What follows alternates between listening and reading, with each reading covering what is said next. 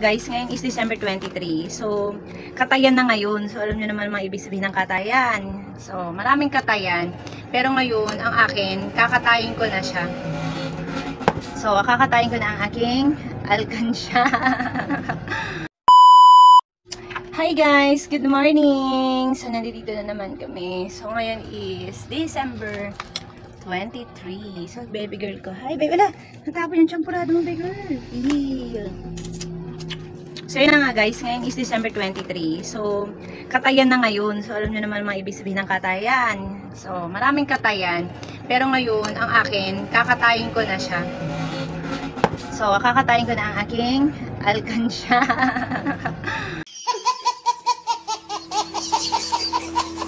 So, yung binuksan ko na nga siya guys.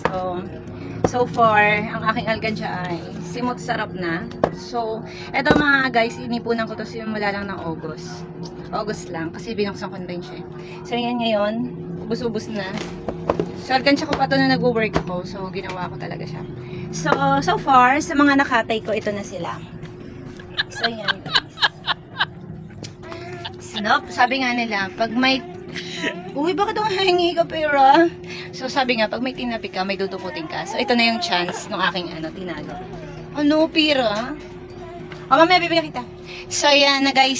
So far, nakakatuwa. Kahit pa paano may natabi ako. So, ito, binalit ko na siya ng tagwa 100. Ayan. So, kung ako sa inyo, hulaan nyo. So, papahula ko. Magbibigay ako ng 50 pesos Gcash na makakahula. Kung magkano ang total ng aking naipon simula August to December. So, next year, magpa-plan, mag-ano kami ulit ng aking, yung kakatayin ko. So, i-ready ko siya, medyo nasira-sira na siya, oh. Kasi nakatago talaga siya. Ano yan, baby girl? Oh, ganamang namamos ko ni baby girl. Oh, so, yun na, guys. Bye-bye! So, katayan time. So, titingnan ko kung magkano yung aking kakatayin. Magkano to? Hulaan nyo siya, guys, kung magkano. Pin nyo na dito sa comment section sa tingnan natin tomorrow kung magkano yung yung magkano yung laman ng pera ko. Sa makakahula. So, I give you 100 pesos Gcash. 100 pesos Gcash. Kaya, comment na below, guys. Okay, bye-bye. So, ayan na siya, guys. So, ito, tago 100. Tapos, may barya pa dito 5. Tapos, hoy! Anong ginagawa mo sa pera ko?